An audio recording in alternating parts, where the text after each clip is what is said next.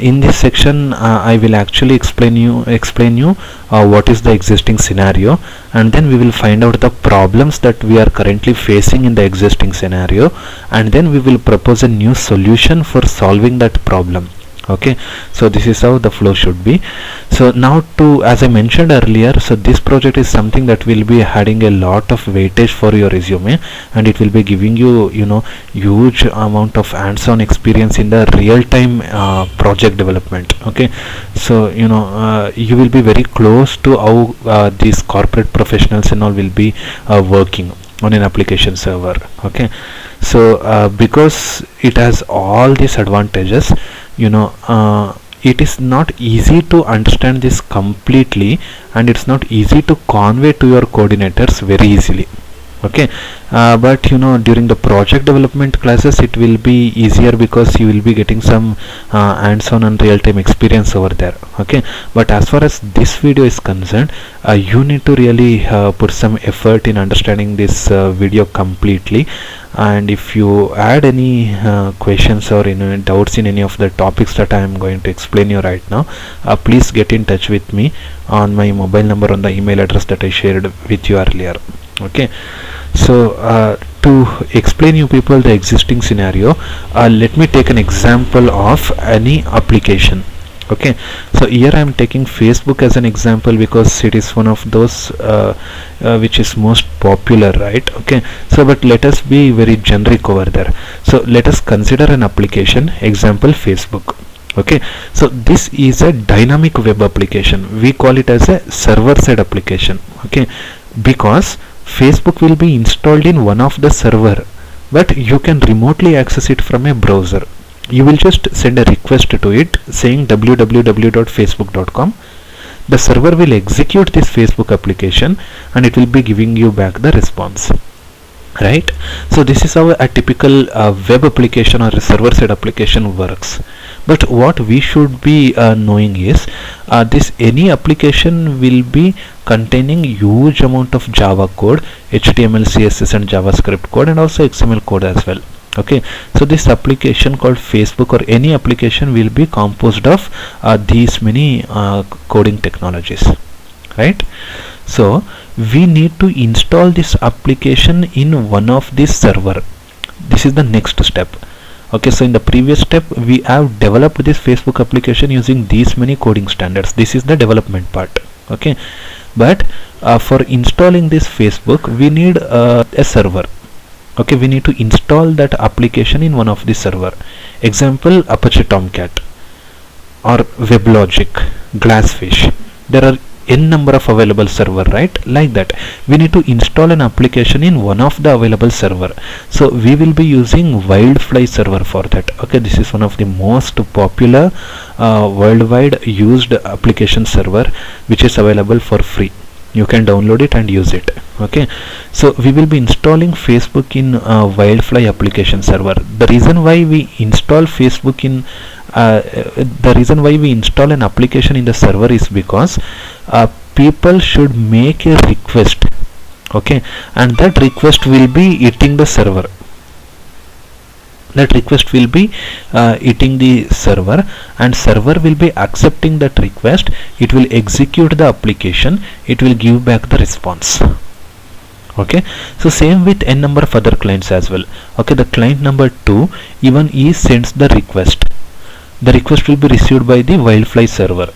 The Wildfly server will execute the Facebook application and it will give back the response. Same with client number 3 as well. The client number 3 will send the request.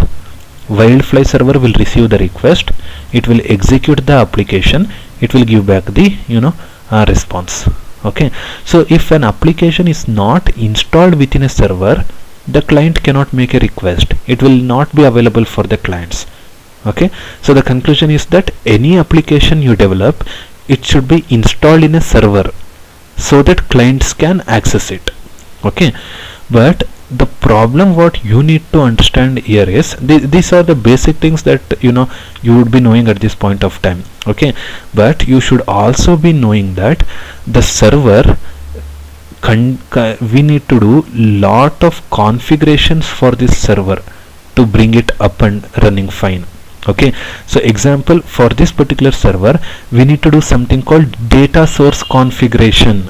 Okay, the meaning of data source configuration is which data source the server should be using, whether it is a MySQL data source or Oracle data source, or MS SQL data source, ZOS data source. Okay, there are a lot of other data sources. Okay, you need to configure this data source within this application server.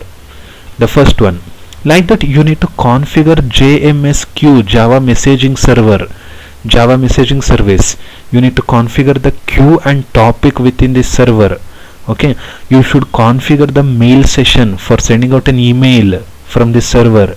You need to configure the security roles, like who all can log into this server and who all can manage the applications installed on this server, like that. Okay, you need to configure the deploy application. Okay, so a single Wildfly server can not only install Facebook, it can also use to install other application as well. Okay, so like that 3 to 4 applications can be installed within a single Wildfly server. So, and log file configuration. Okay, so the meaning of log file is the status file. Okay, so if there are any errors in the server files and all, I mean if there is any error in the application, so those error details and all will be found in the log files. Okay, so where you need to store that log files, all those things and all you need to configure in this server. Okay, and SSL configuration. SSL configuration is HTTPS or HTTP. Which protocol should be used, the secured one or the not secured one, those configuration. Okay, and then the socket binding. Socket binding means the port number. HTTP should use 8080 port, HTTPS should use 8088043 port, something like that. Okay, so that configuration. Okay, so all I am mentioning here is, so there are lot of configurations, okay, that has to be done for this application server to make it work. Okay, so it's not just easy as it is. Okay, so you need to install a application into the server. That is one part, but apart from installing an application inside the server, there are these many configuration things that you need to do. Okay, so where currently a lot of time has been wasted out there. Okay, so this is the problem what we see in the current world. Configuration of an application server is a tedious task. Okay, so I have just written few things over there, but there could be lot of other configurations as well. Okay, so let me conclude it in a sweet and short point. Okay, I can say that in the current scenario, after installing an application inside the application server, okay, we need to do lot of other configurations. Example, data source configuration, JMS configuration, mail session configuration, security role configuration, deploy application configuration, log file, SSL, and socket binding configuration. Okay, so these kind of configurations will be a very tedious and very time consuming task. Okay, so this task will be even more worse when there are multiple people who are developing the Facebook application. Okay, so assume that there are 4 people who are developing this application. I mean, the developers of Facebook may be millions, but many people, right? But let's consider 4. Assume that 4 people are parallelly working on Facebook application. In that case, this entire thing has to be replicated into 4 different machines. See, so developer 1 should also have these configuration in his own server. Okay, and developer 2 should also have these configuration in his own server.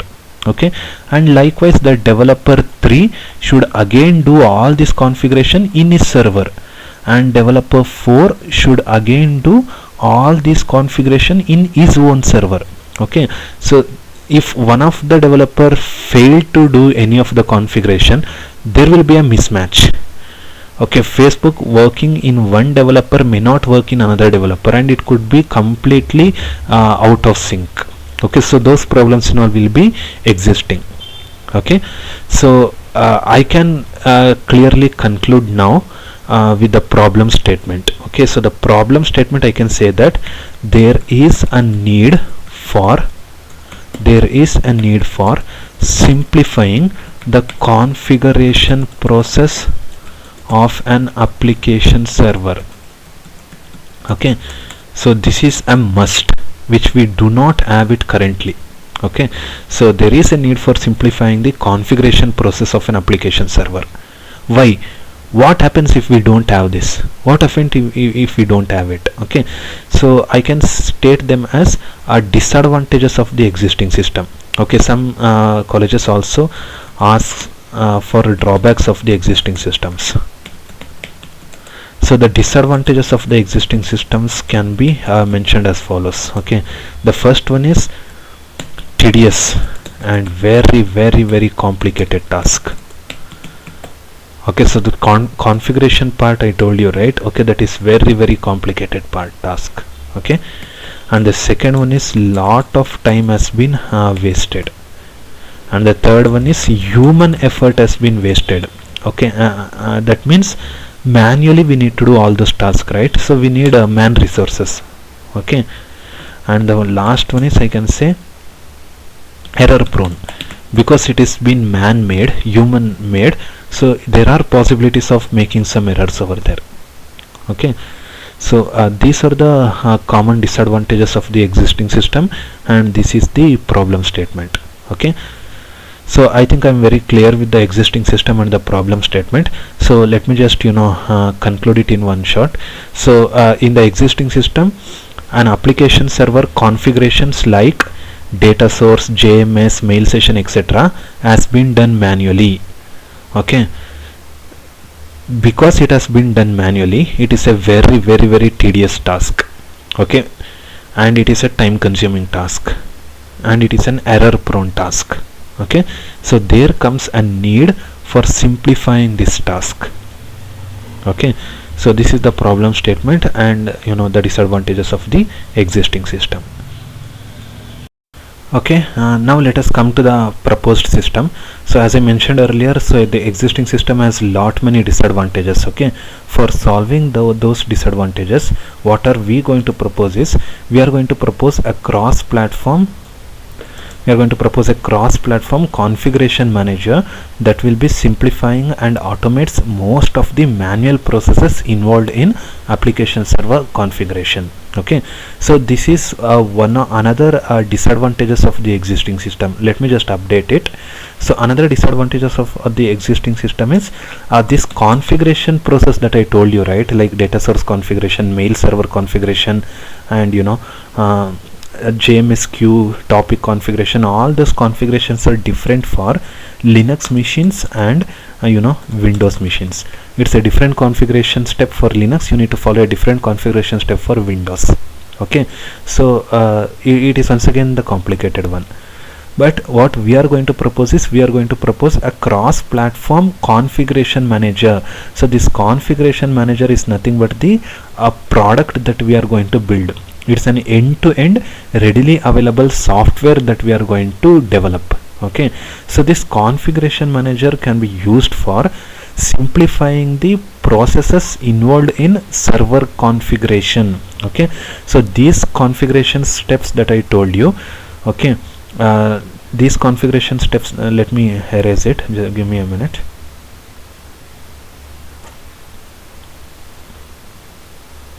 So these configurations that I mentioned, like data source configuration, JMS configuration, all those things, so these things we no longer do it manually. Okay, so instead we are going to write a specialized script.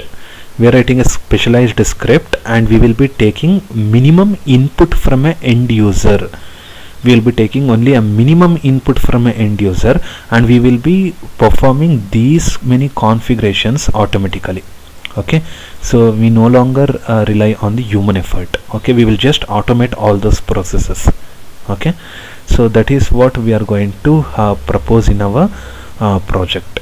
Okay, so we are building a configuration manager that works across Linux and Windows. It's a cross platform. Okay, and this will be simplifying the manual processes involved in the application server configurations. Okay, So what advantage this project will be giving? So the advantages of our proposed system is it will be cross platform.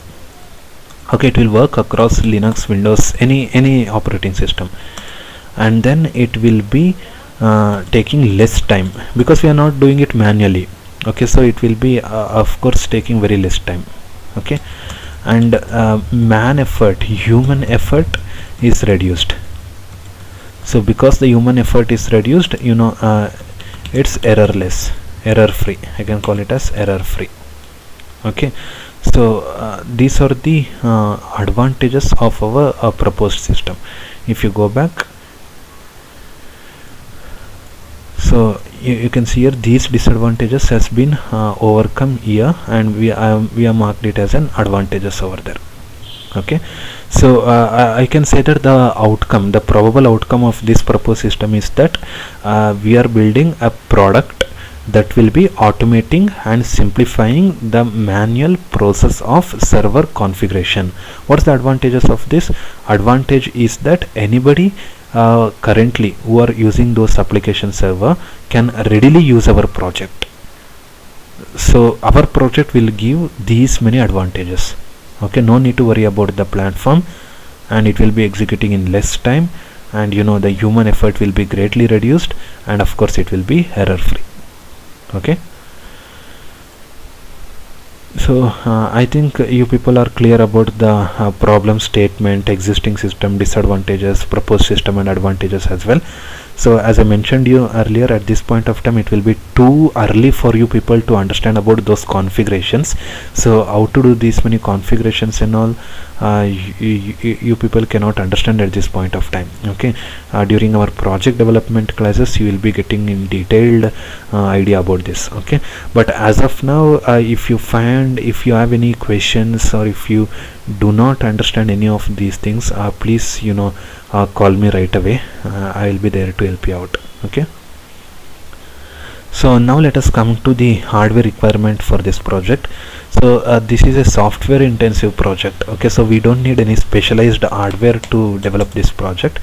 We need a system with minimum configurations like 40 GB hard disk or above. Okay, and we need a memory 4 GB RAM and above, and we will be requiring a dual core processor with 1.6 gigahertz or above. Okay, so this is the hardware requirement. Now coming to the software requirement, here I am going to tell you the detailed technologies we are going to use in our project. Okay, so we are going to use some technologies in the front end. Okay, we are going to use some other technologies in the back end, and then we are going to use some small amount of database, and then we are going to use an application server, or we call it as a middleware technologies. Okay, so in the front end we are going to use Eclipse RCP. Okay, so this is going to be an Eclipse RCP application, or it's going to be a Windows builder application.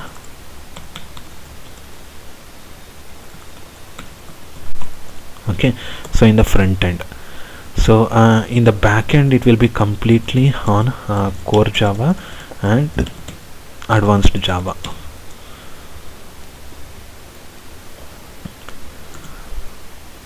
Okay, and for the database we will be using a small amount of MySQL database for storing some minimum information. Okay, and the application server, the middleware, we are going to use Wildfly server for that. Wildfly is the most popular and widely used application server worldwide. Okay, so apart from these things we are also going to use a lot of other libraries like JAXB libraries, JMX libraries, like that. So those detailed libraries and all will be mentioned in the development classes. Okay, so that's about the synopsis abstract explanation.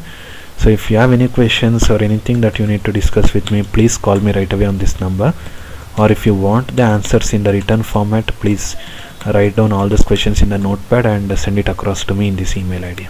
Okay, thank you so much.